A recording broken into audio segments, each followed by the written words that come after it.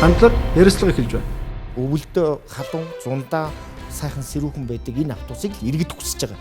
Энэ бол манай 700-аад гаруй ажилчныг доромжилсан бүлэглэлийн хийж байгаа асуудлын ярианы нэг хэсэг тийм. Албаар гэр хороолт руу тавьж өгсөн тэр автобусаа. Монголд автобус үйлдвэрлэлээ гэдээ яах юм? 1000 автобус л хэрэгтэй шүү дээ. 1000 автобус үйлдвэрлэжээ тэр хүн цаашаа автобусаа хаана тавих вэ? Тэгээд ийм дэлхийн зах зээл рүү гаргана гэх хинч авахгүй шүү дээ. Тийм өндөр үнэтэй юм. Дэлхийд эко автобус гэж юу байхгүй шүү дээ. Энэ ямар хэлтэй тэгээд энэ хайрцагч $1000 юм байна шүү. Smart Card компани энүүнийг энэ хайрцаг $1000. Тийм $1000 2 сая төгрөг. Сая доллар 2 тэрбум төгрөг болчихж шүү дээ одоо. 1000 шиг хайрцаг байгаа юм тийм. Хөрөнгө оруулалттай ингээд би бүгэлдсэн биш үү? Ер нь энэ ороод ирсэн компани маань ер нь бол өөрөө хөөсөрцөө хөрөнгө оруулалт оруулаад ирсэн биш үү? Би бол ямар нэгэн иргэдийн хурал болон ямар нэгэн сонгуульд би ерөөс өрсөлдөггүй. Надад тийм сонирхол байхгүй.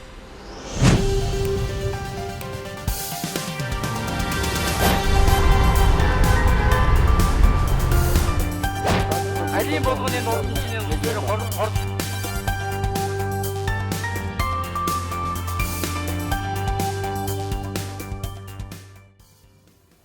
Хандлагын нэвтрүүлгийн ээлж дугаар хэлж байна. Манай өнөөдрийн нэвтрүүлэгт Тэнүү ого компани захирал Аюушин Ганвыг оролцож байна. Бидний урилгыг хүлээн авч хүрэлцээрсэн танд баярлалаа. За баярлалаа. Баярлалаа. Аюушин Ганвыг гэхээс илүүтэйгээр Тэнүү огогийн Ганвыг гэж хүмүүс таныг нэлээд илүүтэй танилах байх. Ер нь Тэнүү огогийн Ганвыг гэж хин юм бэ? Та өөрийгөө танилцуулаач. За би бол одоо Аюушин Ганвыг тий 72 онд төрсөн. Тий Орос улманы улсын Владивосток хотод автоинженерийн мэргэжлээр төгсөөд тэгээд энэ автоинженер гэдэг мэргэжлээрээ яваад зах зээлийн үед бас л энэ хүнд нөхцөлийн үеэр л төгсдгөөсөндөө одоо сургууль зарим нэгэндээ нэг 8-ны үеч байсан тий аль нь байсан тэгэл ийм үеэр төгссөн. Тэгээ энэ мэргэжлийнхаа дагуу эзэмснээр энэ 2001 онд энэ такси компаниг байгуулж анхны энэ үйл ажиллагаа явуулсан. Тэгэл ийм л юутай л да. Тэгээ одоо өнөөдрийн байдлаар бол яг Монгол улсын зөвлөх инженер гэдэг автын мэргэжлээр ажиллаж байгаа юм л. Тэгэхээр Тэнүү огоо гэдэг бол баг автобусаар зорчдог хүмүүс бүгдээрээ мэдж байгаа байх. Ер нь нийтийн тээврийн хэрэгслээр зорчиж байгаа хүмүүс. Тэгэхээр та Тэнүү ого компани тухай нэлээд дэлгэрэнгүй танилцсан. Тий, Тэнүү ого компани маань бол 2006 оны 12 сарын 06 ингээд одоо бид нар чи их бас тэр байгуулж байсан өөх түүхийг их сүртэй байгуулсан шүү дээ. Тэгээд энэ компанийг байгуулж хат бол одоо Тэнүүн Мэлгүн гэдэг нэг компани бас нэг автоэврийн мэрэгчлээ Синколд гэдэг ах маань бит хоёр нийлжээж хоёулаа автоэвэр талаас за одоо манайх ч болохоор хүчит капитал гэдэг компани байсан. Ингээд энэ хоёроо хоёулаа нийлүүлээд ер нь энэ тээврийн бодлогоо жоохон барьж явахын тулд жоохон томруулаад хүчтүүлээд ингээ аваа явъя гэдэг талаас хоёулаа 50-50 хөрөнгө оруулалт хийгээд ингээд 2006 оны 12 сарын 06-нд байгуулсан. 10 жил болж байгаа юм тийм. Одоо яг энэ жил 10 жилээ болж байгаа юм манай компани маань тий. Тэгээд Тэнүү ого компани тухайн үедээ бол байгуулж байхдаа битэр бол яг цэвэр мэрэгжлийнхэн дагуу байгуулж байгаа байхгүй. Нийтийн тээвэр гэдэг маань бол ер нь бол тухайн үед бол нийтийн тээвэр айгүй хүнд байсан шүү дээ. Үнэхээр одоо 200 төгрөг орж орчдөг тийм ээ. Иргэд маань 200 төгрөг орж орчдөг. Бид бүгдд маань нөгөө үнгүү тээвэрлэгээд нөгөө улс төрийн даалгавар өгсөн нөгөө 50% шахуу үнгүү явдаг.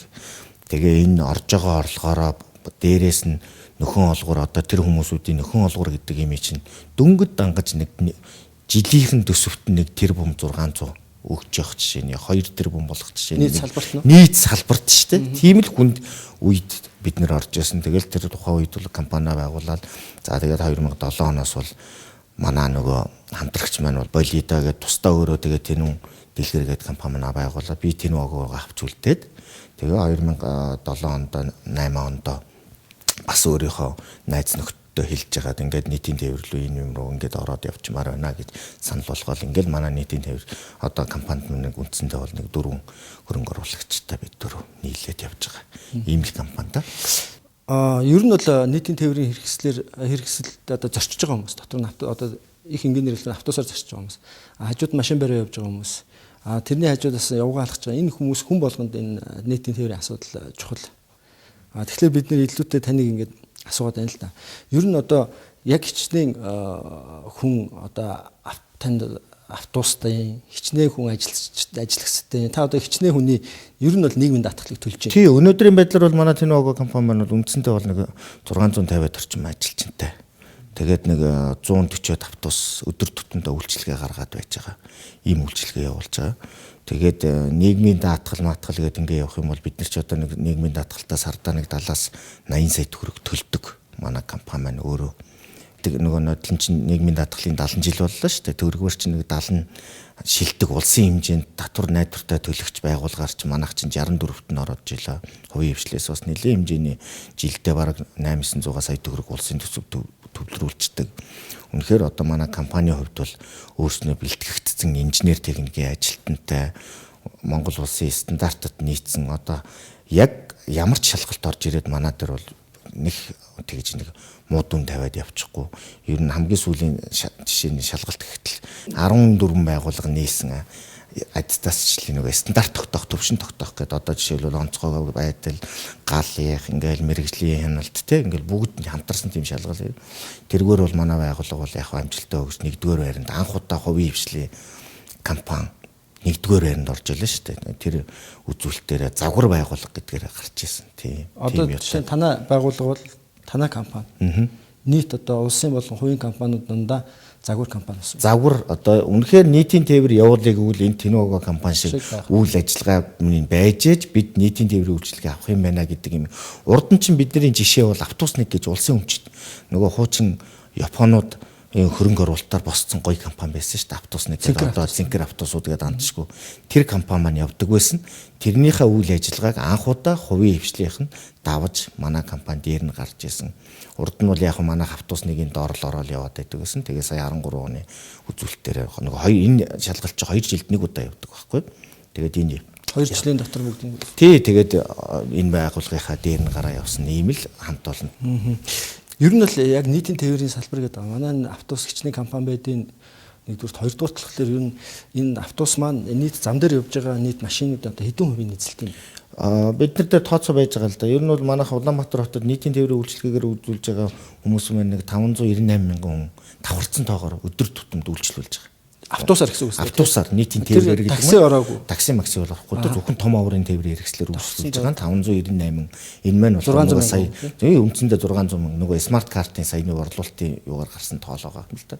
Тэгээд ингээд 600 мянган хүн өдөр тутамд энэ тээврийн хэрэгслэр үйлчлүүлж байгаа мөртлөө нийт хөдөлгөөнд оролцож байгаа тээврийн хэрэгслийн 2% нь эзэлдэг шүү дээ. Улаанбаатар хотод одоо 800 гаруй автобус үйлчилгээнд явж байгаа өдөр тутамдаа. Тэр нь 2%. 2%. Тэгэхээр Улаанбаатар хотод 365 мянган машин явж байгаа шүү дээ. Тэгээд 2% тэр тээврийн хэрэгсэл үйлчилж байгаа мөртлөө хамарж байгаа хүрээнд 600-аад мянган хүн аваад үйлчлээд явж байгаа. Тэгээд энэ салбараа бид нэр орхитуулсан яваад байгаа тал энэ л манай бас нэг жоохон тийм эмгэнэлтэй. Машин барай явж байгаа хүмүүс бол автобус айгүй их саад болж байгаа юм. Тэгвэл 2% нь тэр автобус юм байна шүү дээ. Тийм нөгөө харамсалтай Улаанбаатар чинь нэг 4 уулын дунд байгаа болохоор чинь тэгээ явж байгаа ганц инх тайвны өргөнжөлөө гэж нэг ганц хот руу төв рүүгээ орсон ганцхан урсгалтай зам байна. Тэгээ тэрэн дээр нөгөө автобусууд нэг 100 дээр 200 дээр ингээд ороод ирэхээр нөгөө автобус ч урт юм шиг юутай юм шиг харагдав. Одоо ингэж шүү дээ. Манайх инх тайвны өргөнжөлөөнд бид нар ч одоо автобус зам тавиад өгчлөө л гэж бүгдөө ярьж байна. Ерөөс ганцхан инх тайвны өргөнжлөөнд л автобусанд зам тавьж өгсөн. Ерөөсөө төв зам шүү дээ. Ерөөсөө төв зам. Тэр төв замдаа замдаа тавьж өгсөн. Гэхдээ тэрэн дотор нийт 96 замын уулзуурын огтлцол орж ирж байгаа байхгүй. Тэгэхээр чи нөгөө бид нар зам тавьж өгсөн гэдэг бол яах вэ? Зүгээр нэг харьцангуй нөгөө бас ч гэж нийтийн тээвэр гэж ингэж явах ёстой шүү гэдэг ойлголтыг иргэдэд өгсөн бол яг энэ бол бас болцсон асуудал үгүй байхгүй. Энэ чинь өөрөө тусдаа өөр шугамар BRD буюу тусдаа өөр одоо замынхаа зүүн талаа авч явах жишээ нь ийм их байна. Одоо Улаанбаатар хотыг анх төлөвлөхдөө 600 мянган хүн амьдрахаар одоо орсуудчдын дэм тухайн үеийн архитекторчид одоо хотын төлөвлөлтөө хийсэн гэдэг. Би тэгээд тийм учраас одоо энэ ингээд шаваарлт чинь энэ төргээд би энэ нэг юм гайхаад байгаа Лондон эсвэл Москваг одоо сүүлийн 50 жилийн сүүлийн 100 жил бариагүй шүү дээ тийм. Одоо мэдээж Нью-Йоркийг ч гэсэн морин тэрэгтэй ч байсан тийм.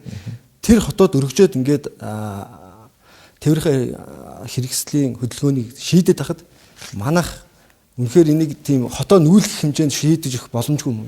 Одоо манай Улаанбаатарууд өнөөдөртөө бол нэг хотоо нүүлгэгтлээ тий нэг ингэтлээ амир төгжрэлд ороод ингээ явчих юм бол отоохонд бол байхгүй байгаа шүү дээ. Яг отоохонд төгжрэл байна уу байна. Хэцүү байна уу байна.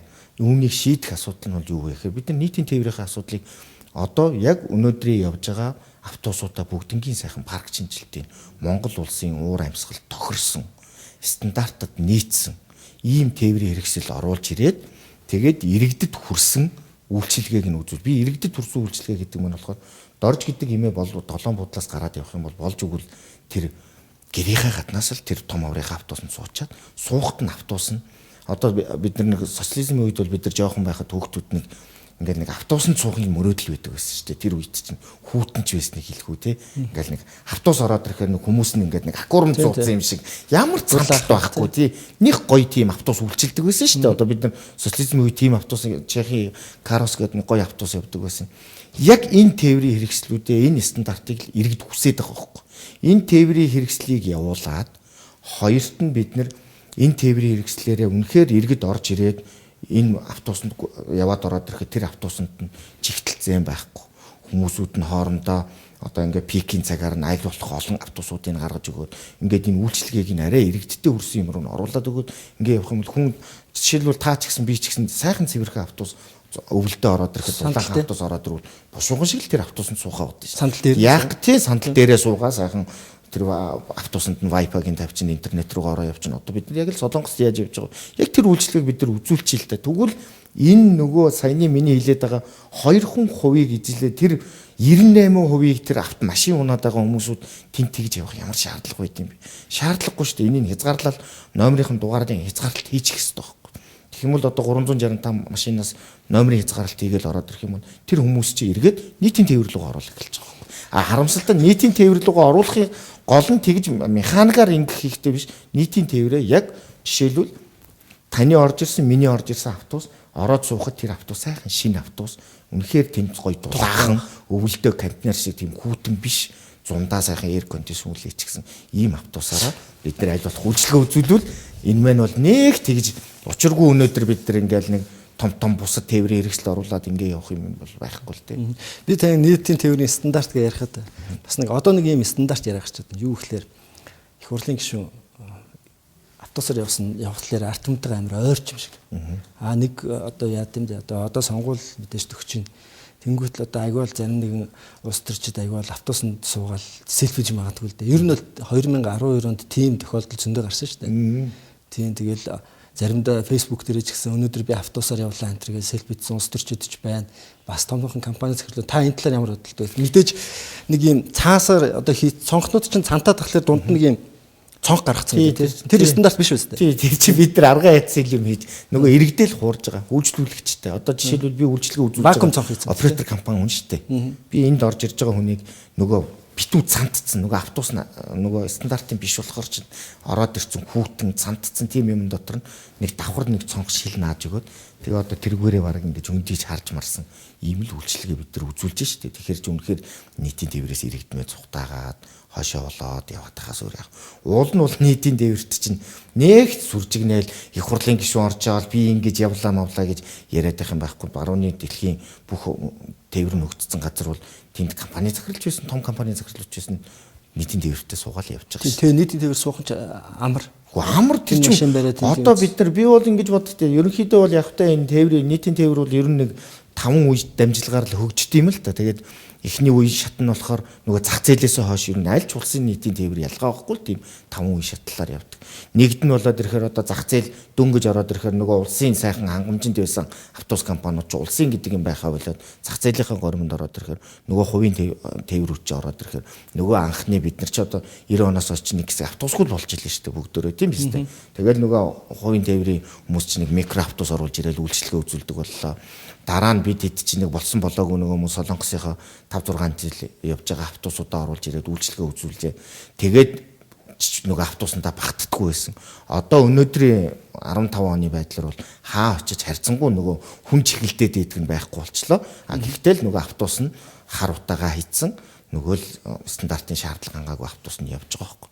Тэгээ энэ 3 дахь шат нь явж байна. Одоо бид нар 4 дахь руу хурдан шилжиж л дээ. 4 дахь нь юу хэлээд байна вэ гэхээр нөгөө Монгол улсын миний саяны яриад байгаа тэр цаг агаар тохирсон стандартад нийцсэн автобусыг яагаад Монголын иргэд өнөөдөр шинэ автобусанд сууж болтгоо юм бэ? Би зөв нэг нодол нэг 10 хоног нэг бид нар нэг өдөрт 500 төгрөгөөр жарч гээд нэг Батүл дарга бид нар чинь нэг санаачлах гаргаж агаад нэг явууллаа шүү дээ тий.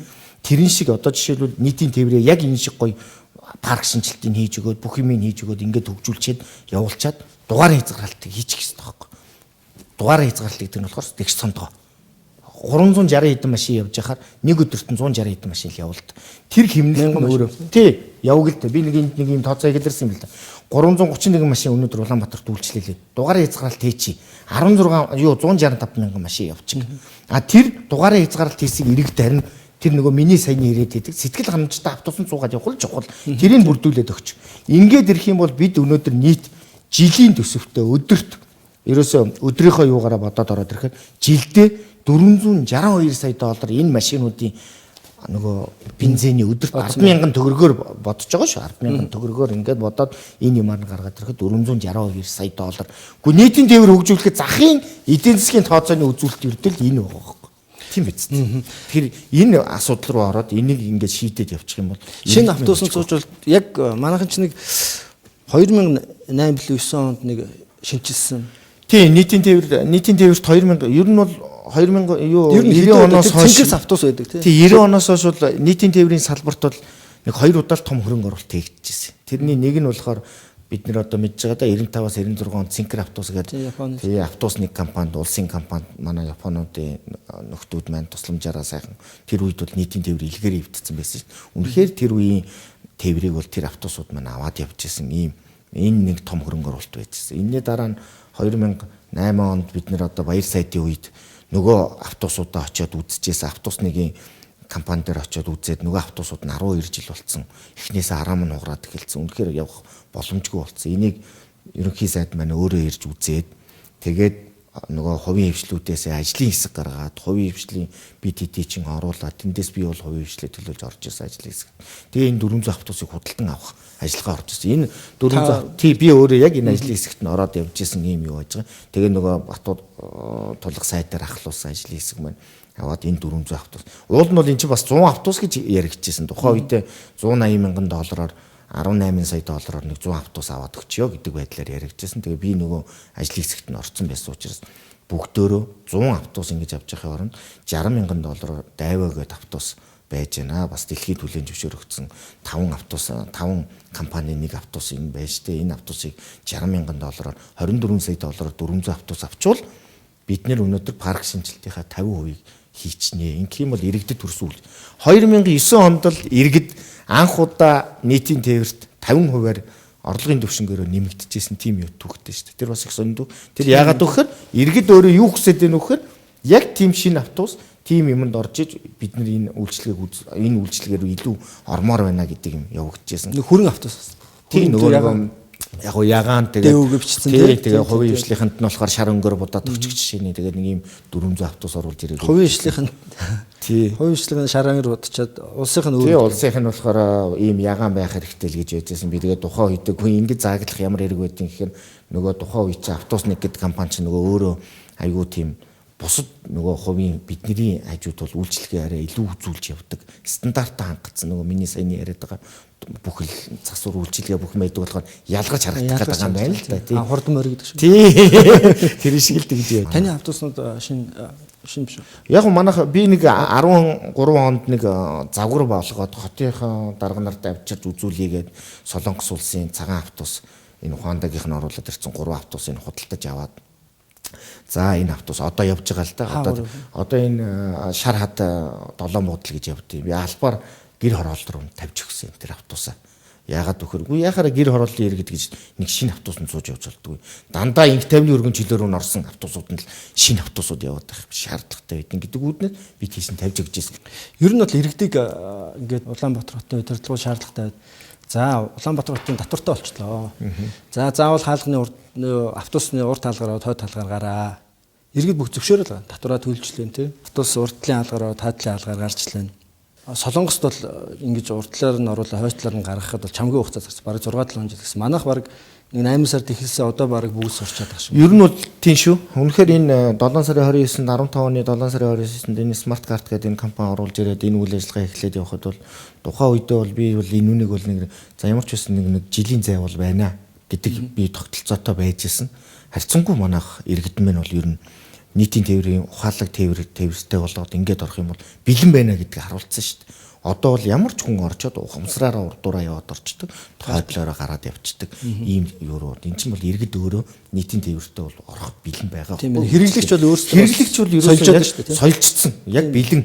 Одоо нөгөө та бүгд хэлж бид нар ч гэсэн бас өөрөө л ер нь бол бас хэцүү шүү дээ. Ингээд одоо мөнгө төлөө ингээд шингүүлээд нөгөө кондуктор байж хахад мөнгө төлөөд арай ядан төлдөг байсан иргэд ухамсараараа карт уншуулаад ингээл явна гэдэг бол эддээ мунж хэцүүтэй л гэж байсан. Одоо харьцангуй иргэдийн ухамсараа өөр л байна шүү дээ. Гайгүй төлөөл явж гэн шилжилтийн юмнуудыг мэдээд туулаа бол нэмэгдсэн тэр нь тодорхой. Гэхдээ тэр бол одоо мэдээж цаг хугацааны төвшингийн асуудал байхгүй тий. Хүмүүсийн орлого нэмэгдээд төрөл бас тэр ерөөсөө нийтийн тээвэрч амжиргааны төвшөнтэй холбоотой асуудал шүү дээ. Тэгэхээр бид нэр дунд тавтаргынхаа хүмүүст үйлчлэх гэж байгаа энэ олон масс түрүүний миний хэлээд байгаа жишээ 500-600 мянган хүн үйлчлүүлж байгаа энэ нийтийн тээвэртэй одоо Улаанбаатар хот бол нэг гар татаад хөрөнгө оруулалт хийхдээ нэг салгалаад бид нар яваад байгаа шаардлага байхгүй. Хувийн хвшилж байна уу, хувьсгаланч байна уу, аж ахуй нэгжүүдэд нь ямар иргэдийн тэр иргэнд л үйлчлэх автобусын нэг яралд өөрснөө оруулж ирэх биш. Биднээс шалгуулалтыг хийлгүүлээ. 2009 оны автобусан дээр алдаа гарсан шүү дээ. Ямар алдаа гарсан гэхээр яамны газрын даргууд нь очиод гэрээ хийчихсэн нөгөө улсаанд очиод. Тэгээ эхний автобусуудыг очиод авах гэсэн чинь үйлдвэрлэж байгааг нь очиж хармаар санагдаа бид нар чинь нөгөө Солонгос руу байга явдаг хүмүүс чинь би улсаан руу одоо тээврийн газрын дарга эдэртээ бид нар ажлын хэсэг байгуулад очиод харсан чинь зүгээр нөгөө Солонгостой яг тохирсон хэмжээгээр нөгөө дээврийч аваач бол ерөөсөө шууд тодорлоод ямар ч дулаалах байхгүй. Хийгээд тэгээ нөгөө цанталтыг чи юм өгөөд эхэлнэ. Энд чинь 40 градуст ирж ажиллах автобус гэдэг чинь шал өөр шүү дээ. Тэгээ бид нар чинь сүүлийн баг нэг 150-аад автобусын нэг амжиж нэг дээвэрлүүлж эднэр хийлгэж байна. Тэгээ зарим нь жоох хүүтэн байна. Тэгээ зарим нь хүүтэн байгаа байхгүй. Тэр чинь нөгөө тэгээ парын нэмүүлсэн өшөө бүр. Тэгээ энэ хоёр автобус хоёр ялгаатай орж ирж байгаа. Сүүлийн 150 бол үнэхээр одоо энэ шар автобусууд бол санталт хамаагүй бага. Нөгөө хувийн хвшилтгээд ялгаад өгсөн автобусууд маань харьцангуй бид нар чинь нөгөө өөрснөө за хувийн хвшилт ингэж өгж байгаа юм бол гээд очиод нөгөө хуваараач хийсэн баг үйлдвэр дээр нь очиж байгаа таны ийм байхгүй ингэхгүй тэхгүй. Улсынхаа хөтөлбөртөө та нар. Тийм тэгээд нөгөө нөхдүүд маань бол яг тэгэхээр нөгөө нэг оператор компани гэдэг чинь өөрөө энд өнөөдөр Монголд ямар автобус явах вэ гэдгийг мэдсэн хүмүүсүүд байхгүй да бид нар чинь тэрэндээ бэлтгэгдсэн инженер техникийн ажилчид маань байж гэн бүх юм тэнд сууж байгаа дарга тэр ямар хөдөлгөөн евро 2-тэй байна уу евро 4-тэй байна уу хөдөлгөөрийг мэдэхгүй шүү дээ. Тэгээ ямар сандаа хязгаа байна ороод ирсний дараа тэр газрын дарга байсан наран бүрөв дарга гэж байгаа шүү. Одоо эн чинь дайвууч чинь хамгийн сүүлийн үеийнхээ моторыг 50 гэв эцтэй мэддэг гэсэн бид хэдийг нэг ажлын хэсэг болоод уралж байгаа. Би тэгээ хэлжсэн. Мотор нь бол аль 2000 бараг 95 оны мотор тавьсан юм а евро 2 гэдэг хөтөлбөртэй гэсэн. Тэгэхээр шинэ үстэй. Шинэ л дээ. Гэхдээ яг нөгөө бидний юунд тааруулаа тийм юм. Уул нь бол бид нар би хэрвээ жишээлбэл яг очиод тэр уучлаарай та нар ийм мотор тавьж байгаа юм чи тэгвэл наа 60,000-аас буулга гэд тэгээ сууж явах хэрэгтэй байхгүй юу? Яагаад ер нь улсын автобусны компани, хувийн компани гэдэг ингээд ялгараад байдаг. Ер нь бол яг улс компанитай байхгүй бол та нар ингээд одоо биднийг ингээд 10 сард төлөө 2015 оны 10 сард тий ажил хийсэн тий. Тэг бөөн асуудал болсон. Бас нэлээд олон жилийн өмнө 10 оюутан багтлаа 10 жил байхад 90-д онд бас нэг ажил хийж байсан байхгүй. Тэгээд алхачихл байсан. Ингээд та нар ингээд дарамтлаа журмууд үнэ нэмэхгүй бол бид нар явахгүй ч гэдэг юм ингээд ажил хайх. Сая банкныхаа 8% дээр ч гэсэн тэглээ шүү дээ. 8% өгөхгүй гэж хаацсан. Та нар бас тэгээд тий энэ дээр болохоор нэг ийм л асуудал байгаа юм л да. Бид хэдий улсын компани байгаад эднэр үнэ нэмчин бид нар үнэ нэмээгүйгийнхэн горыг одоо өөрснөө хамсаж байгаа байхгүй. Би яагаад тэрийг хэлэх гээд байна вэ? Иргэдэд заавалчгүй үн нэмэх нь сонирн биш байхгүй юу? Жишээлбэл бид 200 төгрөгөөр яваад хэдэн жил явсан. Зах зээл эхэлснээс хойш 99 оноос хойш 200 төгрөгөөр явсаар бол 2009 он хүртэл 200 төгрөгөөр явсан. Тухайн үед 2009 оны тогтоож байсан үн тариф 200 төгрөг маань түлш 270 төгрөг байсан тэр үед. Тэгэхэд бид 200 төгрөгөөр тогтоож ирсэн. 2009 он хүртэл 10 жил энэ тарифын өөрчлөлт байхгүй. Энэ хооронд бид юуг амссан? Нөгөө автобусгүй зовлон бид нар амслаа шүү. Энэ нөгөө өөрөө нөгөө үн дагаж чанар гихчээр эн чинь эргээд бидний энэ яг улс төрчид бол тухайн үед бол оноо аваад тэгэл сонгогдоод гардг нь гараад явж байгаа л да мэдээж иргэдтэй жишээлбэл Ганбаатараас авахуулаад нэг 200 төгрөгийг 300 болгохын төлөө аваадсан чинь үйлдвэрчний хөвлийн дараа хин Батбаяр даргын амар хүчин зүгээр нэг микрофон аваачаад баг шаах шахуу байжээж эдгээр иргэдийг та нар инглээ гэж эргээл нөгөөдгийг нөгөө хотын дарган чайгаал 200 төгрөгөөр гэл ингээл буцаа явсан. Энэ мань эргээд хорн юу юм бэ гэхээр өнөөдрийн бидний энэ түгжил бүглэрэл үүссэн чинь байгаа байхгүй. тухайн үед нь бид нар зах зээлийнх нь горимд нь оруулаад бид тухайн үед нь иргэдээс мөнгө ав гэж яриаггүй шүү дээ. Тухайн үед нь үнэхээр энэ зах зээл хувийн хвшлийг оруулаад ирээд тавьчихсан юм бол бид зах зээлийнхаа жамаар л явах хэрэгтэй шүү. Тариф 200 төгрөг байсан бол 300 төгрөг түлш нэмэгдэл байгаа бол бид нар ялгаагүй тэрийг нэмэл явж явах хэрэгтэй. Энэ юм маань хийгдэхгүй ингээд энэ нөгөө эргээд бидний энэ хамгийн том асуудал чинь гарч ирээд байгаа юм нь болохоор Улаанбаатарын хотын иргэд өнөөдөр яагаад шинэ автобус унж чадахгүй байгаа юм бэ гэдэгтэн яг энэ хортой үйл ажиллагаа чи явчихад байгаа байхгүй. А тэгээ ярихаараа болохоор хувийн хвшлийнх нь үнэ нэмэхгүй тул хувьсгалынхыг байлгаад байд юм а гэдэг. Үгүй тэгвэл хэрвээ тийм байгавал бид нарыг гаргачих хэрэгтэй. Болж хэрэгтэй байхгүй. 2008 оны засгийн газрын тогтоол 27 дугаар тогтоол дээр төрийн өмчит компаниудаа хувьчилна гэдэг баяр сайдын үе дээр гарсан тогтоол нь байгаа шүү дээ. Тэгээд нэг хэсэг засгийн газрын тогтоол нь ингээ хүчнтэй явж байхад дахиад нэг дарга нь гарч ирчээд төрийн өмчит компани одоо хөгжүүлнэ гэдэг. Төрийн өмчит компани хөгжүүлээд явахаар бид хэн баяждгийг мэдэн шүү дээ. Тэнд баяждаг зүгээр тэр толгойлж байгаа хүмүүсүүд л баяждаг болохоос биш өөр яг ингэж иргэдэд түрээд нэг учиргүй сайхан татвар төлөгчдийн мөнгө олон л тийшээ урсаад идэх шин. Нөгөө талаасаа болохоор бас буруу тайлбарлалт хийгээд байна л да. Ер нь дэлхийд аль ч улсад хувийн хвшил байдгүй маа төр нь авч явд юм а гэдэг. Одоо тийм буруу жишээлбэл одоо тэр эко бас үйлдвэрлэлийн захирал жаргал сайхан яриад эхэлж илээ л дээ. Би тэгээд сонсч л байна. Монголчууд тэнэг хүмүүсүүд биш шүү дээ. Азийн бүх нийтийн тээврийн хэрэгсэл бүгд хувьд байгаа. Солонгос нэг номер төгссөн Солонгос хувийн хвшлийнх байгаа. Японы хувийн хвшлийнх байгаа.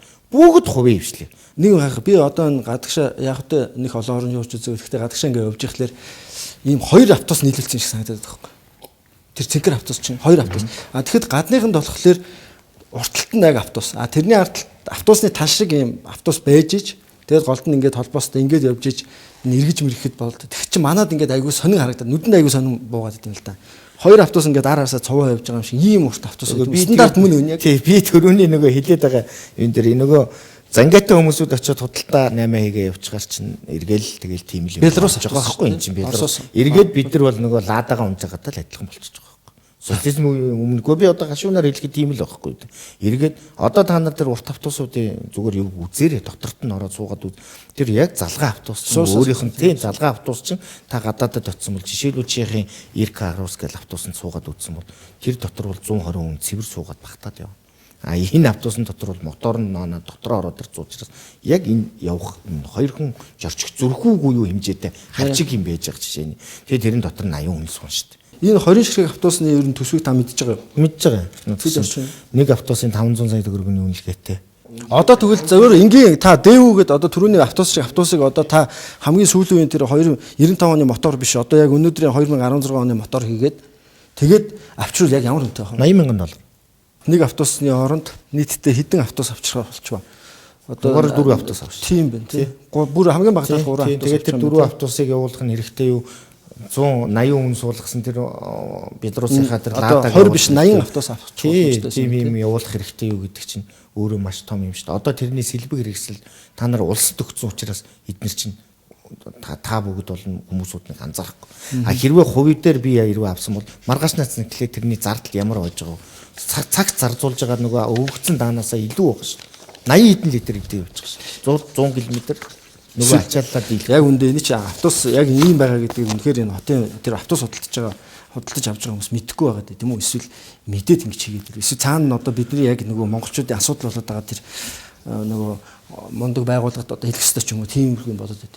Би бол энэ үнийг бол зүгээр энд бол яг нэг юм бүлэглэл гарцсан л байдیں۔ Л та. Ер нь одоо сая жишээлбэл Монгол автобус үйлдвэрлэлээ гэж бүгд баярлж шít. Бүгд инээж шít тийм ээ. Одоо энэ тийм автобус одоо нөгөө Медиа Монголиа гэдэг юм. Гоё. Та тэрийг яаж хүлээж аваа бас их баяртай хүлээж аваа. Би тэрэнд бол ерөөсө баярлаагүй. Яагаад би баярлаагүй гэхээр чи яг хоо иргэд болохоор ингээд чи яагаад Монгол улсад үйлдвэрлэсэн Монгол автобус үйлдвэрлэсэн байхад чи яагаад баярлахгүй байгаа ингээд ярьж шít. Би үйлдвэрлэл ярмааргүй байгаа байхгүй. Би үйлдвэрлэл ярмааргүй. Та зөвхөн хэрэглэж болох би нийтийн тээврээ ярмаар. Салбар өөр шүү дээ энэ чинь үйлдвэрлэл технологи хоёр чинь шал хоёр өөр асуудал. Миний өнөөдрийн хүсэж байгаа юм юу вэ гэвэл Монгол улсын стандартад нийцсэн автобусыг би өнөөдөр тэр сайхан 7 будал дам дарж байгаа хүмүүсийг суулгаад явуулдаг автобус аммаар байна л гэж би тавьж байгаа. Тэгээд очиод жухам тэр автобусаа үтсэн, харсан. Нэг зүгээр л хятадаас оруулаад ирсэн бүх сэлбэг нь оруулж ирээл эндээ үйлдвэрлэл биш шүү дээ. Угсралт. Мэдээж угсралт байхгүй. Үйлдвэрлэл. Тэгээ Made in Mongolia биш юм байна. Гэхдээ харин нэг угсралт байхгүй. Тэр чинь угсралт явуулсан автобусыг бид нэр үйлдвэрлэлсэн гэж яриад. Гэхдээ яхахгүй гэхдээ нөгөө явуулаад гагнж магнаад ингээд нөгөө биднэрт бас үзүүлжсэн шүү дээ. Телевизээр яалаа гэж нээгээд ерөнхий сайд бол яг харжсэн тий яг төрийн өндөрлгүүд маань очиод үзээл яваал харжсэн. Яг тийм PR-ыг айгу сайн хийж ийн л та хүмүүсүүд маань. Тэр чинь хувийн компани шүү дээ өөрөө. Жаргал сайхан дарга чи өөрөө Троллейбус компаниг хэдэн жил удирдсан мэдчихэж байгаа шүү дээ. Бүгд мэдчих. Өнөөдөр Троллейбус компаниудын тэнд ажиллаж байгаа тээвэр чинь ямар байдалтай байгаа вэ? Нөгөө л гэр хороолтой амьдардаг хэвээрэл байж байгаа шүү. Манай салбар чи өөрөө мөхчөөд нь шүү дээ. Тэрнээс надад одоо нэг Монгол автобус үйлдвэрлэсэн гэдээ би тэрийг хараад даалга ташаад баярлаад гүгээд байх юм байна. Би тэрний чанарыг мэдмээр биш. Өнөөдөр тэгэхэд буцаагаал Троллейбус компанид аваачаал хориулангийн шахчихж байгаа шүү. Гаан уйг энийг аваа гингүүд 270 сая төгрөг гэж. Би авахгүй. 270 нэг ширхэг автобус уу? Тий. Та түрүү хэдэнд юугаар хангалттай хамгийн сүүлийн автобус сая $80,000 гэдэг чинь $80,000 би 160 сая дахиад 110 сая төгрөгийн зураг. Дахиад бая баг 2 автобус авах тийм юм байгаа. Энэ бол зүгээр зах зээлийн би зүгээр үн жишгээд л ярихад очоод яаж өөрөө олон автобус авах юм бол сямдрах. Өшөө хямдрна. Би зүгээр одоо авсан үний зогсоолтыг л хэлж байгаа байхгүй 70 би баг $70,000 ч очоод авах тэр үнийг яриад явах юм бол. А яг энэс илүү үйлдвэрлэлсэн 11 онд хятадын автобус оруулаад ирсэн чинь яг манай саяны Монголд үйлдвэрлэсэн автобусыг Атибус компани, Монкара гэдэг компаниуд. Атибус гэдэг компани. Нэг одоо та нар мэдж байгаа да нэг Атибус гэж бичсэн яваад байгаа. Монкара гэж бичсэн тий. НЧБ гэж бичсэн. Энэ автобусууд чи өөрснөө 11 онд оруулаад ирсэн. Ямар $48,000. $48,000. Энэ одоо тэр 11 оны одоо ч ялгаагүй. Одоо бүр $1350, за $1550 тагаас одоо тэр үеийн 100 сая тэр үеийн аншаар 100 сая. Одоогийн аншаар бол 100 сая. Одоогийн аншаар бол 100 сая. За тэр үеийн аншаар бол 70 сая төгрөгөөр л авч ирсэн. 70 сая төгрөг. Одоо 270 сая төгрөгөөр Монголд харин тэгэхээр миний нөгөө би баярлахгүй байна гэдэг юм чи ийм илтэл юм байхгүй дээ. Яагаад гэвэл дэлхийн зах зээлд өнөөдөр монголчууд би өнөөдөр нэг юм аваад явъя гэдэг юм бол би мэдээ дэлхийд ямар үнэтэй байгаа юм, зах зээлд ямар үнэтэй байгаа, Монголд ямар үнэтэй байгаа, энэ бүгдийг харьцуулах хэрэгтэй шүү дээ, тийм ээ. Яг үйлчлэгээ үзүүлжээж би тэрийг авах хэрэгтэй болохоос биш. Тэгэнгүүт нь тэрийг үйлдвэрлэлээ гингүүт нь гаан уйг авахгүй байна гингүүт нь гаан уйг нь муухай хүн болгож харагдуулчаад тэгээд нөгөө та үндэсний үйлдвэрлэлээ дэмжээгүй юм болчих. Дэмжээгүй болчихж байгаа байхгүй. Би угаасаа иргэдэд дэмжээгүйгээр л харагдаж байгаа шүү дээ. Тэр бол тодорхой асуудал. А тэгэнгүүт төрийн өмчит компанид аваачаа шахчихж байгаа байхгүй. Тэрийг 270 сая төгрөгийг өнөөдөр тэгээ төрийн өмчит яг компани та хувийн салбарт явж байгаа адилхан тэр төрийн өмчит компаниуд ч гэсэн 270 сая төгрөгөөр автобус авах уу эсвэл 100 одоо үнэ нэмэгдээд 110 сая төгрөгөөр автобус за бүр 160 сая төгрөгөөр ингээд автобус авах уу гэхлээр тэр хүмүүс чинь удирдах байгаа хүмүүс чинь мэддэг юм уу? Одоо мэдэн шүү дээ. Өөрснийхөө автобусыг амар рекламт шин. Евро 4-тэй жинхэнэ эко автобус гэдэг эко автобус түлш адилхан түлш шийдэж байгаа. Адилхан яг түл шийдээд явж байгаа учраас тэрэнд эко юу вэ нөө би жишээлбэл Солонгосоос оруулж ирэх одоо тэр миний хэлээд байгаа автобус ялгаа байхгүй евро 5-ын хөдөлгүүр тавигдсан автобус шүү дээ. Адилхан орж ирээд тэр эко автобус гэж нэрлэхгүй шүү. Дэлхийд эко автобус гэж юу нь байхгүй шүү дээ. Тэгвэл манайд бас нэг юм яваад үндэсний үйлдвэрлэлээр танд бол саний юу хэлэхэд дэлхийд эко автобус гэж байхгүй шүү дээ. Монголд автобус үйлдвэрлэлээ гэдээ яах юм? 1000 автобус л хэрэгтэй шүү дээ. 1000 автобус үйлдвэрлэлээ тэр хүн цаашаа автобусаа хаана тавих вэ? Тэгээд ийм дэлхийн зах зээл рүү гаргана гин хин ч авахгүй шүү дээ. Тийм өндөр үнэтэй юм. Өнөөдөр тэр баталгаа өгч байгаа эко бостой. Үгүй би бол одоо яг гэрээ хийж аваагүй болохоор мэдэхгүй. Зүгээр төрийн өмчийнх нь очиод хүлээгээд авчихсан. Хоорондоо яриад нэг нь өмчийн дарга нь очиод хүлээгээд авчихсан. Ингээл хооронд нь хилцсэн юм байгаа болохоор нөгөө нудрагны цаагуур явуулцсан 8 болохоор би бол тэрийг мэдэхгүй л. Мэдээ тэнд өнөөдрөөс эхлээл эвдрэл гарцсан байгаа. Нугаал байгаа. Тэр бол яагаад вөхөр төрийн өмчийн компани тэр захлагын тээвэр компани чинь тэр хүн өөрөө удирдсан 10 хэдэн жил явцсан. Дандаа тэдний хүмүүсүүд байгаа шин. Муу хизээч хэлэхгүй шин. Даан хоёрт өгсөн бол би бол дорн хэлнэ л дээ. Маргааш танаа телевизийнхэн дуудаад уучлаараа нөгөө гой хөөргөөдөөс автобус чи ийм байсан байх шүү гэж би хэлээл явчихна. Энэ манай нэвтрүүлэгт бас нэг дандаа асуултыг би асуугаад байхгүй. Иргэн X гэж. Тэгээд таныг орж байгаа гэсэн. Ийм асуулт ирж байсан. Та улсыг зэллээд баггүй хугацаанд шоронд орж байсан улсыг хөрөөс өхрлөө бараг дуснаа гэдэг.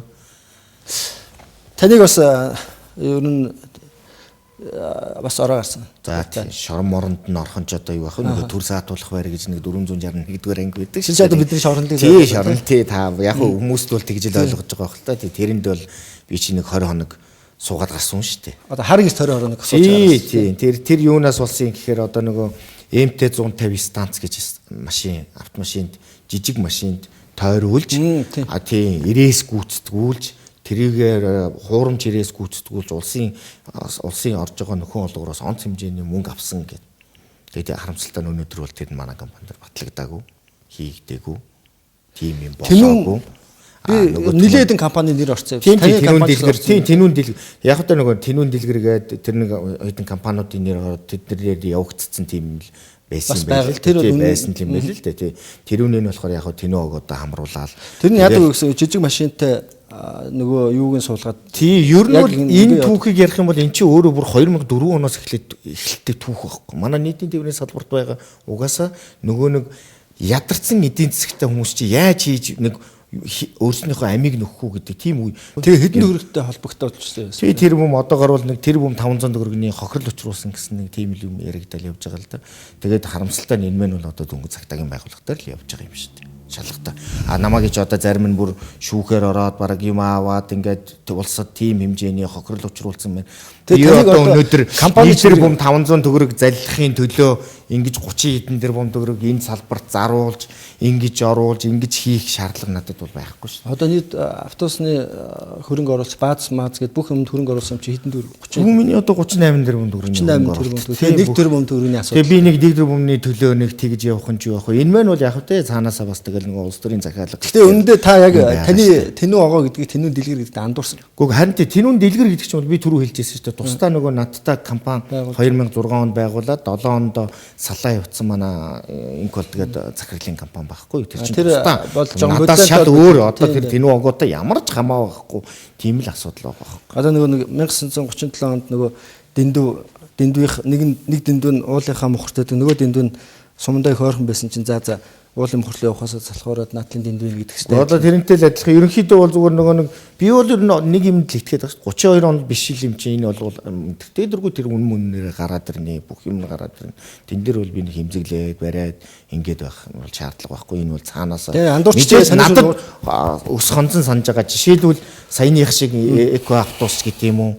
Төрийн өмчит компани 1700 төгрөг түлшээ аваад байна л гин ган уйгийн 1450-аар түлшээ аваад байна л тэр хоёрын хооронд зөрөө яваалга байсан. Одооний аншир зах зээлд яв.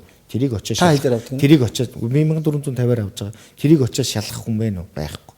Яах юм төрийн өмчит компани гэдэг маань иймэрхүү байдлаар төрийн өмчит компани чи ер нь мөнгөө хэдэл явж идэг, угаагаал явж идэг ийм л хүмүүсүүд шүү дээ. Тэгээд зохион байгуулалтаагаар яг хөө тэр хүмүүсүүдийг хийж байгаа. Тэгээд надыг нийгэмд муухай харлуулах гэсэн, харагдуулах гэсэн иймэрхүү юм болоод явж байгаа болов уу гэж би бодож байгаа. Тэгээд үний мөннээрээ гараад ирнэ. Тэрэн дээр бол би бол нэг л юм хариуцлагатай байл. Би жижиг тэрэг нь ямар нэгэн байдлаар тэгж саяны тэр амир та бүгдийн мэддэг шиг тийм сенсацлаад нэг олонноор нь станц тавиад ингэж хуурамч ирээс уншуулад байх. Энэ бол манай 700-аад гаруй ажилчныг доромжилсан бүлэглэлийн хийж байгаа асуудлын ярианы нэг хэсэг. Манай намын хүн гараад ирвэл бас ингээд танил найз нөхөд маань намын маань гişүүд маань ингээд одоо янз янзын яригдал нь шүү дээ. Тэгэхээр арц намын гişүүн бол харин бизнес нь өргөжөөл улам томроод баймаар байх чинь таач одоо тэгээд энэ тийм төрөгтэй бол би чинь бол нөгөө тухайн үед бол одоо Мөнх хоёр даргын үед Бат хоёр даргын үед бол ерөөсө хамгийн ад үзэгдсэн хамгийн муу хүн л байсан шүү дээ. Ардчилсан намын гişүүн гэдгээрээ ер нь энэ муу дандаа л ингээд сөрөг хүчний юмар солиорж явж идэв ингээл би бол тухайн үед бол нийтийн тээврийг л ярьж хэлдэг байсан байхгүй. Та нар ингээд яваад байвал энэ замыг чинь бүглэрэл төгжрэл чи улам болно шүү.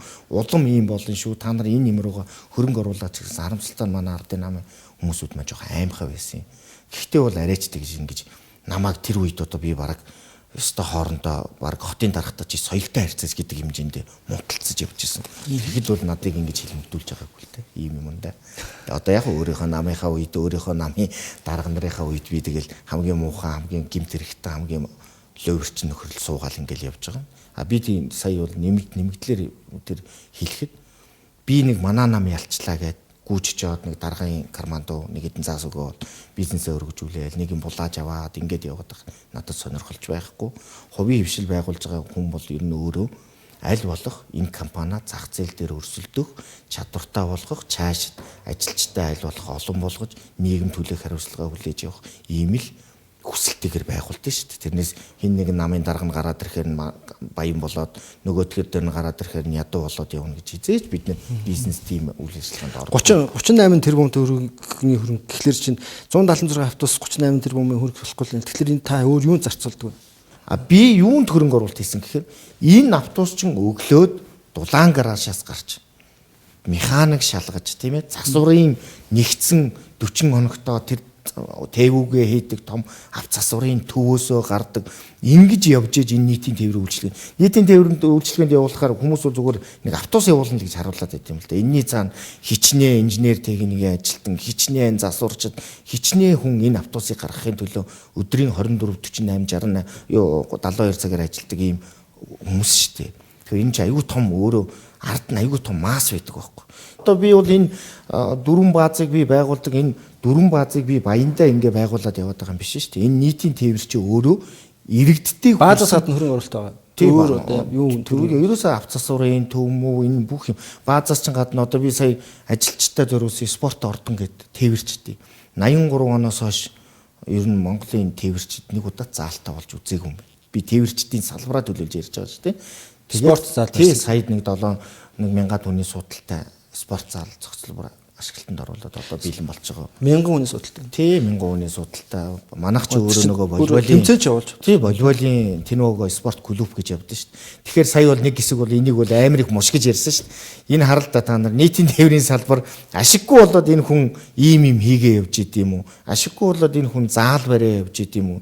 Гэхдээ би яагаад өөрийнхөө ажиллаж байгаа ажилчдынхаа эрүүл ах уу тэр хүмүүсүүдийнхээ биеийн тамираар хичээлж байгаа хүн чинь ядчил биеийн эрүүл юм шүү дээ. Биеийн эрүүл байгаа хүн чинь өнөөдөр ядаж иргэдтэй гараад тэр автобусын үйлчлэгээ үзүүлэхэд 80 хүн ачаа явж байгаа автобусны жолооч чинь миний нөгөө хэлээд байгаа үг байдэн шүү дээ. Тэрийг маань сүүлийн үед манай Батүл даргал авчаад байгаа болохоос 80 хүн ачаад явсан автобусны жолооч 50 хүн аваад явсан цагаан автобусны жолооч онгоцны жолооч хоёр хариуцлага нэг адилхан хүний амь хариуцсан явж байгаа. Тэгэхээр энэ 80 хүн аваа явж байгаа энэ хүнийхээ амьдралыг бид нар хайцсан байхгүй. Тээвэрчдийн ахуй амьдралыг бүгд хайцсан. Тэгэхээр чи энэ хүмүүстэй чи бид нар мянган сайхан одоо сургалт явуулаад мянган сайхан гадаадын юм яриад нэмэргүй шүү дээ хүн амьдрал дээр яг байгаа хүн өглөө орой 12 цагт шөнийн 12 цагт очиод өглөө 4 гээл буцаал гарч байгаа энэ хүмүүсүүдийн амьдрал бол өөрөө бас хэцүү байхгүй. Смарт карт гэдэг ярьлаа тийм. Ухаалаг автобус. Энэ ухаалаг автобус гараад жишээ нь та кондукторуудаас одоо мэдээж ажилласан хасан л үү тийм. Ер нь хэд орчим төгрөгийн зард хэмнэлт гарав. Гэхдээ эн чинь ерөөсөө хэмнэлт байхгүй шүү дээ. Ухаалагын юунд ороод кондукторуудыг ажилгүй болгодог. Кондуктор би бол кондукторуудыг ажил манахаас бол үндсэндээ бол нэг 40% нь кондукторууд л өөрийн хүсэлтээр гарсан. Би он дуустал бол кондукторуудаа барьсан. Ганц манай компани барьсан. Гэхдээ хүн өнөөдөр одоо энэ компани 10 жил ингэж энэ компаниг босгохын төлөө өглөө 4:30-аас миний хэлээд байгаа 12 хүртэл тэр эмэгтэй өрх толгоолсон эмэгтэй Монгол эмэгтэй хүн энэ чадлынхаа чинээр яваад энэ орлогыг төвлөрүүлээд энэ компани төлөө энэ нийтийн тээвэрт үйлчилсэн хүмүүсүүдийг ухаалаг тээврийн хэрэгсэл орлоо гэд бий л халж чадахгүй. Энэ бол надад аюу хүнд асуудал байсан. Яг хөө төрийн өмчт компанийх нь бол тэр нөгөө захирал махралтанд таалагдахгүй болохоор халахад амрал да. Тэгэл халдсан баг. Миний хувьд бол чадаагүй. Зүгээр үнэхээр өөрийн хүсэлтээр санхүүжилт нь орж ирч чадахгүй байсаар аваад гарсан нэг 40 төгрөг байна. Одоо манай мөнгө агч нар шалгагч гээд явж байгаа. Цалингийнх нь 450 мянган төгрөгийн явдаг. Смарт карт ашиглаж яах нүггүй юу? Төлөвлөсөн нөгөө иргэд орж ирэхэд нь иргэдийн мөнгөө төлөөгүй гэдгээр шалгачаар. Ер нь энэ смарт карт орж ирснээр ер нь тийм нийгмийн одоо би таны асууж байгаа асуулт чинь бол тийм л байна л да. Ер нь баг нийгмийн даатгал чинь буураад юм чи ашиг болох гээд байгаа юм биш үү гэж асуух гээд байна ш. Манай нийгмийн даатгал харин нэмэгдсэн байгаа. Харин би нөгөө энэ зардлаар санхүүжүүлнэ гэдэг юм маань ороод ирчихэж байгаа учраас би харин жолооч нарын цалин юмнуудын 1 сая төгрөгийн цалин авч байгаа жолооч бол тэр сая төгрөгөөр нийгмийн даатгал нэмэгдээ явж байгаа учраас манай нэг 70 саятай багтаа тэгээд одоо нэг 80 сая төгрөгийн нийгмийн даатгал төлөх жишээ харин нэмэгдсэн баг. Технологийн шинжилэл хэр нөлөөлж байна? Технологийн шинжилэл гэдэг маань бол би бол энэ смарт картыг бол анх ярьж байхдаа бол би Батүл дарга энэ хотын удирдлагуудтай анх бол 13 он чинь надад чи их сайн хүлээж авч ирсэн шүү дээ. Бодвол намын гишүүнч гэдэг юм уу ямар нэгэн юугаар айгүй сайн үг сонсдог байсан. Тухайн үед би яг тэгж хэлжсэн. Юу гэхээр энэ ухаалаг тээврийн хэрэгслийг оруулж ирэх юм бол бид давхар парк шинжилтийг хийх ёстой шүү. Ядчил 4-500 автобус оруулж ирээд одоо та бодолтой шинэ автобусн дээр саяны ухаалаг тээврийн хэрэгцээг тавьчаад танд карт өгчөөд оруулаад та тэр дотор ороо суувал таны сэтгэл ямар ах 100% бистэй. Одоо таны миний явуулж байгаа стандартад нийцээгүй нөгөө хүүтэн нөгөө утаа хайсан автобусн дотор тэр шин технологиг оруулж ирчээд тавьчаад таны үйлчлэгээ та нэг гоё болчлоо гэж хэлэх үү? Явтай ингэж төлд нөгөө ааштай кондуктор байхгүй л гэж байгаа болохоос энэ төлж ийн гэдэг л болохоос үйлчлэгээ чи хэвээрээ шүү дээ. Муу хэвээрээ. Би карта авалгүй юу яадаг л та. Хаяа 500 төгрөг нөгөө евро хайрцаг руу нэгдэг. Тийм. Тэгэхэд ер нь яг ийм стандартаа тийм хайрцаг руу сургуулах хэрэгтэй юм уу? За яг би хайрцаг руу сургуулцдаг болчингууд нь би бас өөрөө хариуцлахгүй байна л да тийм. Нөгөө карта авахгүй байна. Хэрвээ дараа хайрцаг руу сургуулчих боломж байгаа учраас би бас сургуулчаал юм л да. Хайрцагтай байх хэрэгтэй ер нь. Ер нь бол энэ ухаалаг нийтэд тээвэр хэрэглэлт энэ хайрцаг байх ямар шаардлага байхгүй шүү дээ. Энэ картыг смарт картыг би бол одоо энэ нэг бүр жишээтэй хийлээгээд би өөрөө авчирсан байж байгаа байхгүй юу? Би юу гэж хэлэх гээд байна вэ?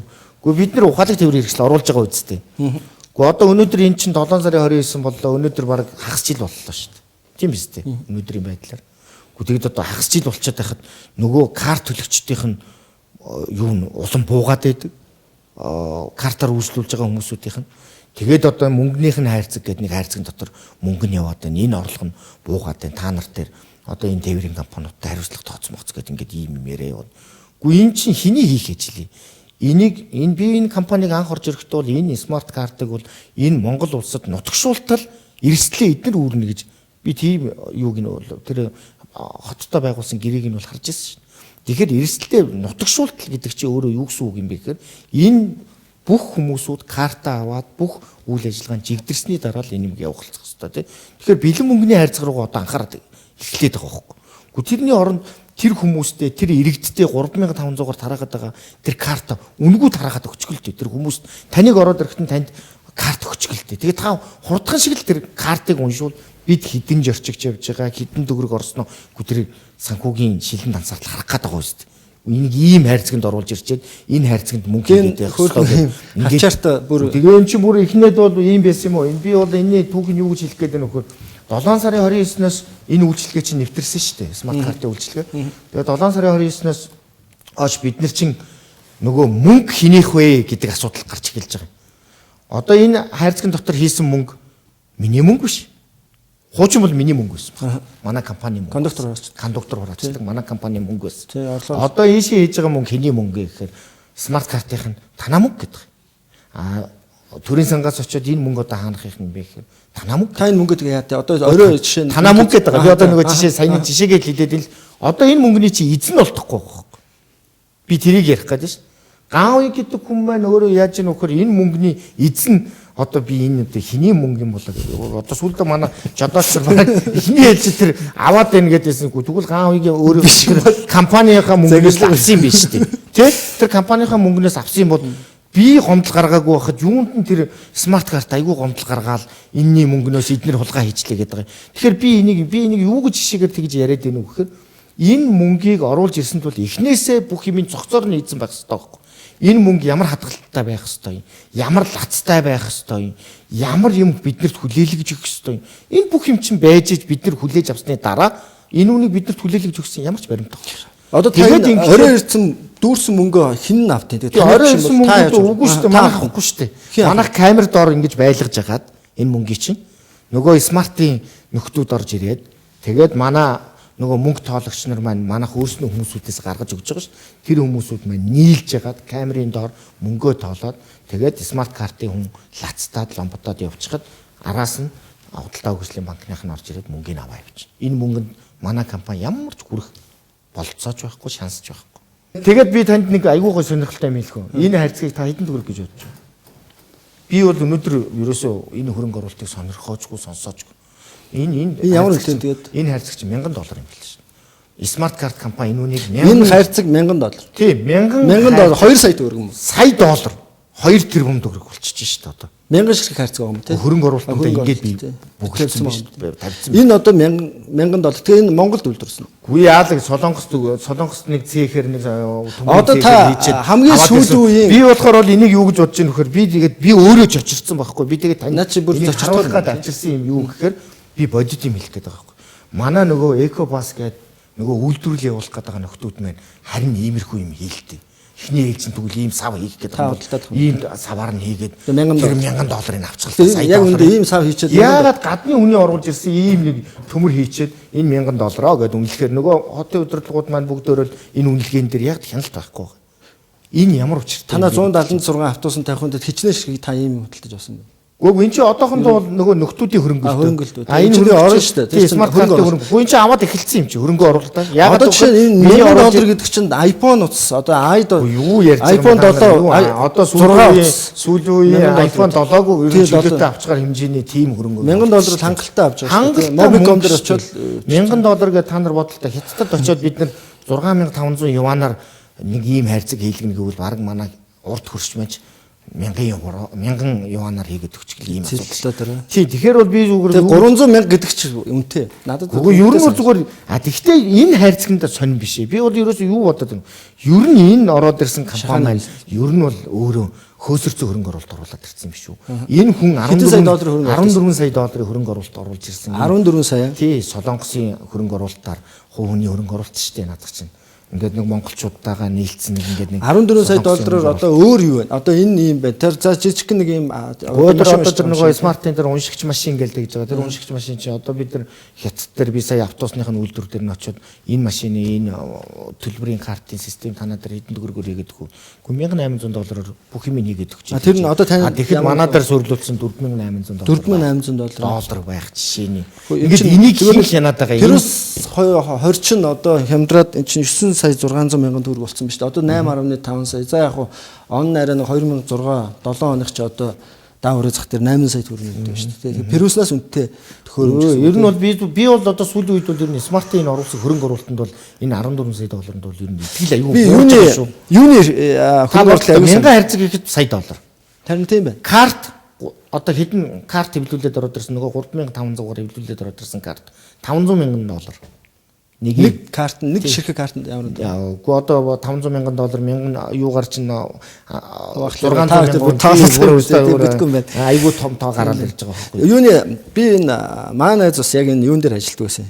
Бас солонгосын хөрөнгө оруулалт. Одоо энэ юуны цагдаагийн ерөнхий газрын замын 10 хэдэн сая $. Хөрөнгө оруулалттай. Тэгээд тэр чи одоо ийм том байшин барьлаа. Яг одоо нийслэлийн цагдаагийн урталт байгаа шүү дээ нэг. Тийм нийслэлийн тээврийн газрын доор байгаа 18 дахь орт байж байгаа тийм. Тэндээс гадна бас цагдаагийнх тийм төв тустай. Тэр байшин бариулсан гэжсэн. Тэгээд тэр олон камер зоогоод тэгээ удлахад нэг $11 сая. Тэгээ бас монголчууд төлөх юм байна. Энэ монголчууд өөрсдөө хийж болт юм бо тэр үед бас ярьж лээсэн л да. Тэгэхээр энэ хөрөнгө оруулалтаас бүр ахаа $3 сая илүү би бол энэний хөрөнгө оруулалтыг арай л байна. Тий, би бол дотроо юу гэж бодож байна вөхөр. Үгүй энэ хөрөнгө оруулалтыг энэ саяны энэ смарт картын энэ үйл ажиллагааг үгүй энэ солонгосын энэ одоо T-Money гэж бид нар танх танилцуулахдаа T-Money орж ирж байгаа гэж танилцуулж байна. T-Money-г бол би мэднэ л дээ. T-Money компаниг бол үнэхээр тэр компани солонгост бол биш. Тэр өмнөд солонгост бол одоо ухаалаг нийтийн тээврийн үйлчлэгийг үзүүлчихсэн. Ухаалаг нийтийн тээврийн үйлчлэгээ гэдэг маань өөрөө юу гэхээр шүү дээ. Одоо бид нар хідэн нөгөө таны яриад байгаа нөгөө аюулгүй тээвэр, осолтоо тээвэр, энэ жолооч тамхи татчих нь татахгүй бүгдийг яг саяны таны цагдаагийнх шиг бид нар манай хотын тээвэр маань тэр нэг давхрыг тэр чигт нь хяналтын камер болгочихсон. Дотор нь хараад энэ 2 номерын автобус чиглэл 2 номерын автобус хэдэн километр цагийн урттай байж байна. Одоо манай үндэсний төв дээр байдаг шүү дээ. Бүр юм хяналтын томцын хоорондын автобусууд хэдэн километр цагийн урттай явахаар мэдээлэл өгнө. Тим юмтай юм орж ирнэ гэж би бодож ирсэн байхгүй юу? Баярлалаа. Одоо тийм юм байхгүй шүү дээ. Тэр дотор нэг 2 3 давхрын тэр чигээр нь хот гаргаад өгсөн юм байлээ. Тэгээ тэрэн дотор нь дандаа л нэг оффист суусан нэг хэдэн октод нэг хэдэн хүмүүсүүд IT-ийн дүүхтүүдгээ сууж байна. Тэгээд нэг ганц компьютер дээр нөгөө чиглэл рүүгээ орж иж харуулад гаргаж ирээд үзүүлээ сууд. Ийм л юм хийгээд байж шít. Энд чинь нөгөө миний яриад байгаа саяхан миний ярилцлаганд хэлжсэн да нэг санхүүгийн програм оруулаад ирсэн байж тээ. Бидний өгсөн хүлээж ирсэн нөгөө иргэдийн шаардаад байгаа хяналтын систем маань орж ирээгүй юм биш тээ. Тэгэл одоо нэг сарын сүүлээр нэг гүйцэтгэл гаргаад ирнэ. Нэг 3-4 ийм цаас буудал цаас барьж орж ирэл танаа гүйцэтгэл ийм буудал дээр зогсоогүй. Програмаар шоргоноо. Тий, тэдэн төгрөг тийм юм ингэж болохгүй шүү дээ бид нар. Би бол одоо юу гэж бодсон гэхээр та би танд нэг юм хэлэх үү. Манай компани аль хэдийн хяналтын тэр одоо таны яриад байдаг шиг тийм том хяналтын алба байгуулад бүр бэлдээ тавьсан байсан байхгүй. Одоо та бүгд минь очиод ингэх юм бол би Монилийн телевизийг бараг 100 телевиз удалтаж аваад бүгд LED-ийн тавиад тавьчихсан. Яагаад би тэр ийм телевиз 100-ыг аваад тавьчихсан ингээ игнүүлээ тавьчихсан. Бүх баазууд дээрээ тавьчихсан. Юу харах гэж хүсэж байна вөхөр нөгөө явж байгаа чиглэлүүдийг манай төв инженерүүд нөгөө хяналтын ажилтнууд маань хянаа сууж байгаа. автобус доторхоо ч гэсэн харж байгаа. Айл айлын хянаа сууж байгаа шүү дээ бүгдийг. Одоо тийм боломж байхгүй. Одоо юу тийм үү? Одоо тэгэл харин нэг ганц компьютер руу орох хэрэгтэй. Смартаас нь ганцхан компьютер руу орох хэрэгтэй. Магадгүй би орж болмоор биш. Бас тийш нь ормоор магадгүй нөгөө ч манай ашиглалтын албаны дарга ордмоор байна тийм ээ. Тэгэхээр орж болохгүй. Энэ компанийг өмөрөөд байгаа хүмүүс төр миний жоохон сэтгэл жоохон хөрөөд байгаа байхгүй. Энэ одоо яг энэний цаана бас л нөгөө нудрагны юм явагдсан юм байна да гэдэг юм. Яагаад өнөөдөр ган хоёгийг очиод тэр хийцэн юмнуудыг би хэлж шít 30 эдэн төгрөг оруулсан хөрөнгө оруулалтыг энэ өмөрөөд байгаа дарга нар очиод нэг харж үзэг. А тэр санхүү хариуцсан тэр батаа даргамаар ирээд үзгэлтэй. Намайг лөөрч юм уу? Намайг тэгж хэлж болно. Тэр 700 ажилчин бити тийм яриад байгаа чи. Очиод тэгвэл тэр сэтгүүлчтэй та нарыг бүгдөөрнгийн авч очиод тэр компани дээр очиод үзэлтэй. Та тэгвэл тэр сэтгүүлчтэй ер нь би өөрнө гэж бодож байгаа. Би угаасаа өөрнө гэж бодож байгаа. Өөрөө би өнөөдөр энэ шиг ингээд нэг ийм төмөр хайрцаг хийчихэд $1000 гэж оруулж ирээд хөрөнгө оруулалт хийгээ явж байгаа юм. Би биш. Би монгол хүн. Би өнөөдөр хэлж штэ. Би өнөөдөр хэдэн төгрөг хайл салбараас орж ирсэн. Би монгол хүнийхээ төлөө л юм аяга байж байгаа. 700 хүний спорт зал бариа сууж ийн гэдэг энэ манай өнөөдөр тээврийн салбарт бол маш том хөрөнгө оруулалт шүү. Ер нь бол яг нийтийн тээврийн салбарыг яг хөгжүүлэх үйл таны бодлоор маш товчоор. Тийм минийхэр бол ерөөсөө нийтийн тээврийг эхний ээлжинд иргэдийн мань хүсэж байгаа миний яриад байгаа энэ оператор компаниуд ч бид нар ч өөрсдөө үйлчлэгээ үзүүлэхээс хичээд байна гэж яриад байгаа. Энэ стандарт нийцэхгүй байгаа автобусуудын зогсоогоо нэг удаад нь замд мөнгө өгдөг шүү дээ. Одоо богд уулын хараар сая Чингис хаандаас аваачаал тэр 40 хэдэн сая доллараар ингээл зам барьчлаа гэж замын мөнгө эргээд төлөгдөхгүй шүү дээ. Гэхдээ түүнтэй адилхан нийтийн тээвэртэй нэг удаад татвар төлөгчдийн мөнгнөөс нь нөхөр ган авъяг байд юм уу? Тэр орон нутгийн өмчт компанитай байд юм. Хинд нь өхөн ерөөсөө сонирн биш. Маргааш тэр автобус иргэдэд л үйлчлэл. Тэгэхээр татвар төлөгчийн мөнгө эргээд татвар төлөгчдөө үйлчилж байгаа болохоор энийг нэг имзэглэж асуугаад хараад тахтай болно биш. Яг энийг харин цааш нь оператор компани хин аваа явах гэдэг юм шалгаруултын өшөө өндөрсгөж өгөөд өшөө тавьж өгөөд иргэн төлөлтөнд тавь. Тий, тэгээд иргэн төлөлт тэр чинь мэдээж тэр 1000 автобусыг бид нэр үнэгүй авах гэдэг юм биш шүү дээ. Нэг удаа тэр иргэдийн хүсэж байгаа тэр сэтгэл ханамжийн баталгааг бид нар хийсэн хөрөнгө оруулалт хийж өгөөл ингээл тавьчих юм бол за да иргэд бол нэг ойрын 5 жилдээ нэг метро ярихгүй тий. Тэгээ та энэ салбар дээр бизнес хийдэг хүн нэлээд ч одоо энэ хотынхаа удирдлагыг нэлээд шөмжилчлээ. Тэгээд одоо цаашдаа таны энэ бизнес чинь бас ингээл ямар нэгэн янз янз болохгүй юм шиг баталгаа. Би одоо юунаас би хэллээч би 32 он биш одоо юунаас найгаад ах вэ? Надад одоо би хийх ёстой юм хаан сонгуульд өгч байгаа болохоор таныг ямар нэг гээд. Уу одоо бол тийм юм чадахгүй бах уу? Тэр одоо тэргүй ил тод бүх юм мэдэгдсэн явж байгаа юм учраас бол яг уу бүлэглэлүүд тухайн одоо саяны энэ смартыг оруулж ирсэн бүлэглэл тэр Монголд үйлдвэрлэвгээд тэр 270 саяар автобусаа зарчих шахчихсан. Тэгэл тэр төрийн өмчийн компани сууж байгаа нөгөө юмыг хэлсэн энэ хүмүүсүүдийн бүлэглэл мэдээж над руу их л сайхан харахгүй л байх л та бас л нэг юм хийгээл явах ба. Гэхдээ би нэг юм хэлж байгаа. Надрыг буруутгаад над руу дайраад явж болно. Миний цаана 700 хүн амьдралаараа явж байгаа энэ нийтийн тээвэр зүтгэж явж байгаа энэ хамт олныг бол тэд бол дийлэхгүй яаж чадахгүй тийм учраас би юунаас яахгүй.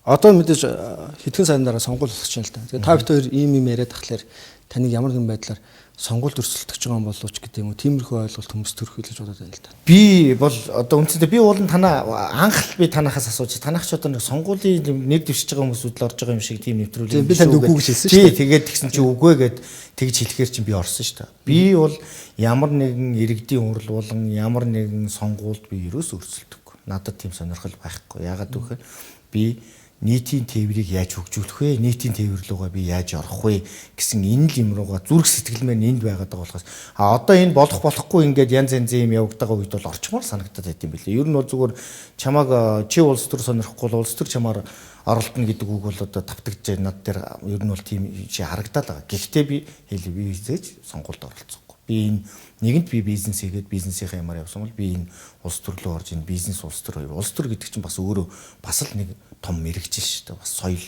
тэрэнд хүмүүжиж тэрэнд явах юм гэдэг чинь нэг өөр зүгээр нэг хин нэгэн бизнесмен орж ирэл нэг хитэн цаас шидээд л дарга зэрэг болоод явчихдаг ийм юм бол би бол өөрөө ийм юмнаас бол айгүй хол байх сонирхолтой байдаг. Баярлалаа. Бидний урилгыг хүлээн авч хүрэлцэн ирсэнд Маш сонирхолтой. Удахгүй нийтийн тээврийн хэрэгсэлд маань энэ том манай улс одоо хөрөнгө зарах байх. Тэгээд таны мөрөөдөл удахгүй биелэх байх гэж бодож байна. За баярлалаа. Би тэгээд энэ ташрамд хэлэхэд түрүүний таны нэг эмзэг асуудал асуусан юм дээр чинь нэмээд хэлэхэд ер нь бол би та сэтгүүлчид та бүгдийг Тиногоо компани дээр нүдэрээ хараад очиод үзчихээрээ ингэжээж иргэдтэй бас бид нар энэ үйлчлэгээ энэ юмдаа бол харуулж таниулах хэрэгтэй шүү гэж. Би нөгөө хамт олонныхаа өмнөөс миний нэр бол муудах бол би юусэн имзэглэхгүй байгаа. Харин тэрний цаана ажиллаж байгаа миний тээвэрт энэ олон жил ажилласан инженер техник энэ олон ажилчдын минь үгүй хөдөлмөрийг үгүй үүсгээд байгаа энэ юм дээр л би бол их имзэглэж байгаа учраас таныг болон танаа хамт олонны нэг манай хамт олон дээр ирж нийтийн тээврийн энэ сэтгүүлчдийг та урьж байгаа. нийт сэтгүүлчдийг ер нь аль бүхэл сэтгүүлчдийг сайхан би бол одоо тийм нээлттэй маш олон салбар. Тийм нээлттэй бүх салбарын юмыг аваачиж байгаа. Очиод үзүүлчихье гэж байгаа. Энэ хүний яриад байгаа нь үний юм уу? Юу нь хэрэгтэй. Үнэхээр энэ хүний ярьснаар хийчих юм бол энэ нийтийн тээвэр өнөөдөр иргэд юу хүсэж байгааг миний хэлээд байгааг л хүсэж байгаа шүү. Сая тэр Монгол толгойн дээр хин ч хариулж чадаагүй шүү. Би бол хариулж чадна. Өнөөдрийн долоон буудалд байгаа должин юмээ бол шинэ автобусанд суухыг л хүсэж байгаа шүү. Тэр л ерөөсөө өнөөдрийн нийтийн тээврийн бодлого. Бидний урилга хүлээн авч хүрэлцээрсэн танд баярлалаа. Хандлага нэвтрүүлгийн ээлж дугаар инх өндөрлөж байна. Ирэх нэм гарагийн 17 цаг 30 минутанд иргэн уулзцгаая. Баярлалаа.